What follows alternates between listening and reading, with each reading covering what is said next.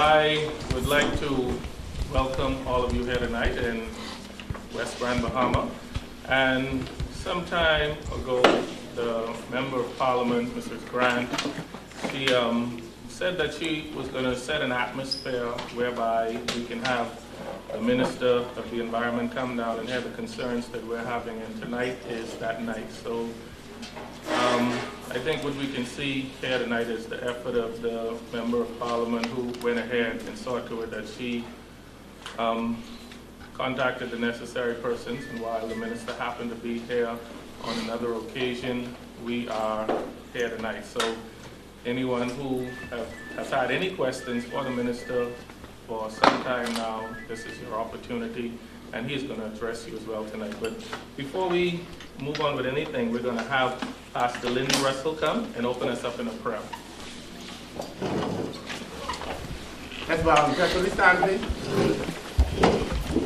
Let's bow. Father and God, we give thanks tonight for the opportunity to come together as a community. Thank you for this opportunity for us to gather together and discuss issues relative to our community, especially the environment. Thank you for our Member of Parliament who has organized this meeting tonight. We thank you for the Minister of the Environment who is here to hear the concerns of the community. Thank you for all those persons that are here this evening and will engage in discussion. We pray especially for our civil servants. We pray for the police in particular. And as we come to discuss the issues that affect us, we pray that your presence would be with us, that you would give us direction. May this meeting be cordial. We thank you for what will be accomplished as a result of this meeting. Bless us now as we wait in your presence, for we ask it in Jesus' name. Amen. Thank you, Pastor Russell. We're going to have a welcome now that's going to be done by our Chief Counselor for West Grand, Bahama, Ms. Marjorie Darnell.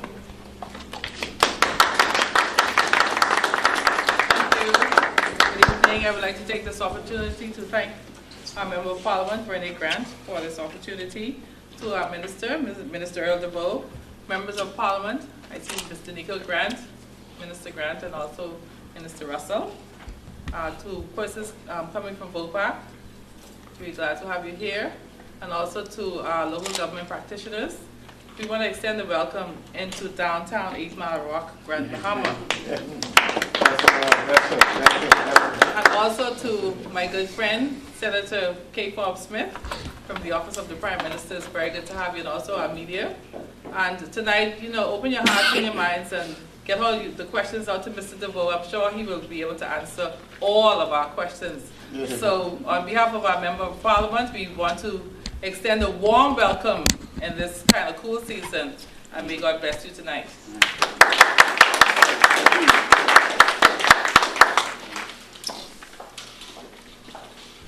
Thank you, Ms. Darville.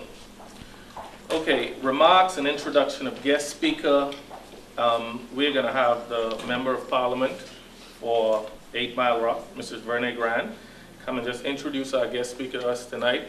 And several persons have expressed that they're on a tight schedule, and we're gonna get the minister in to say whatever there is to say and open the floor for questions. So let's welcome Mrs. Grant right now, who's going to introduce our guest speaker.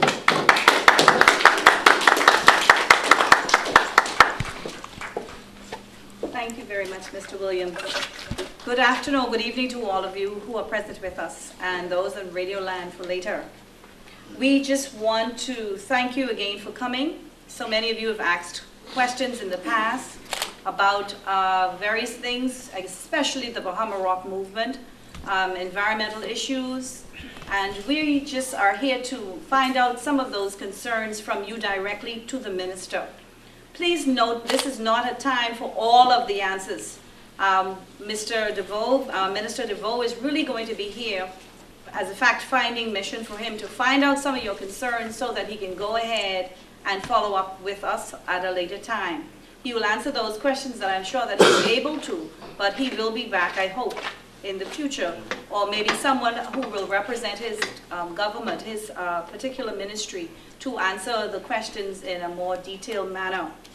This evening, I am quite pleased, ladies and gentlemen, to introduce to you a gentleman who is who's no stranger to any of us. I believe those of us who are older than 25 will know Mr. Deveaux, who has been around with the government for quite a while. He's the former Minister of Agriculture and Fisheries back in 1992, I believe, to 97, if I'm not mistaken, Mr. No, 97 to 202. Oh, 97, I'm sorry, to 202.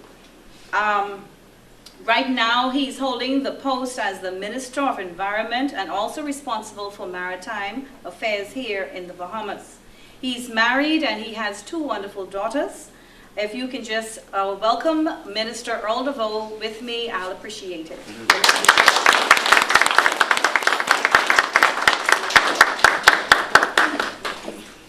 Thank you. I take it this is not a microphone. No, it's not. Thank you very much, Vernie, for inviting me. It's really a pleasure to be here. Thank you for coming, Senator Kay Forbes-Smith. My colleagues Ken and Nico. Really is a pleasure for you to join us here tonight. Now, ladies and gentlemen, when I was invited here, your Member of Parliament invited me to hear directly some of the questions and concerns you have, particularly regarding Bahama Rock, and generally speaking, the environmental issues in 8 Mile Rock. I have with me Ms. Anya Simonet, who will make note of your questions. But before we get to that, I just wanted to provide some background information that may help you. The Freeport Harbor is a man-made harbor, and they have a master plan for the harbor. Any of you who attended the sessions of the last 2 days would have seen Freeport Harbor's concept of where their harbor is likely to go and is intended to go. They have a plan to accommodate 6.9 million containers around 2012 to 2015 when they're finished with the harbor expansion. And what they have, and actually it's now on the World Wide Web, so anybody who wants to see or questions whatever is said or not said can find out where the harbor is going to be, because it was presented by Mr. Gray at the the Maritime Conference. But approximately a year and a half ago, more or less, Bahama Rock made a presentation to Grand Bahama Port Authority outlining their long-term mining plans. At the time, Bahama Rock was advised by the Grand Bahama Port Authority that any extension to Area 4, now Area 4, you all probably know better than me, but that is the area that crosses the Warren J. Lavardi Highway and comes toward 8 Mile Rock, that any expansion into that area would require the completion of an environmental impact assessment. Grand Bahama Port Authority provided Bahama Rock with the outlines for that environmental impact assessment, which would inform the issues that they needed to address. Philip Weech came down here from our office in September and had extensive meetings in the area and confirmed the content of the environmental impact assessment.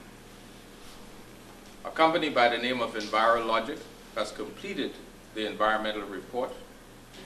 EnviroLogic, I understand, is owned by Lloyd Chung, and he hired a number of associates to work with him. They have presented the report. The report was presented late last month to the Grand Bahama Port Authority as well as to the BEST Commission. Whenever we receive a report like that, we have on retainer an environmental firm. In fact, we have several on retainer. In this case, the firm of Black & Beach is assessing the report on behalf of the BEST Commission. It is my understanding that the Grand Bahama Port Authority will also have an independent evaluation done of the report. The report is intended to, the assessment is intended to advise on how the mining operation would affect the mangrove, the carpets, the water-bearing lands, how the blasting would affect homes, and how any additional mining activity would affect flooding or would need to be mitigated. And once the assessment is done, in accordance with the policy that our Prime Minister has ordered, we would then be required to come to you and share the report.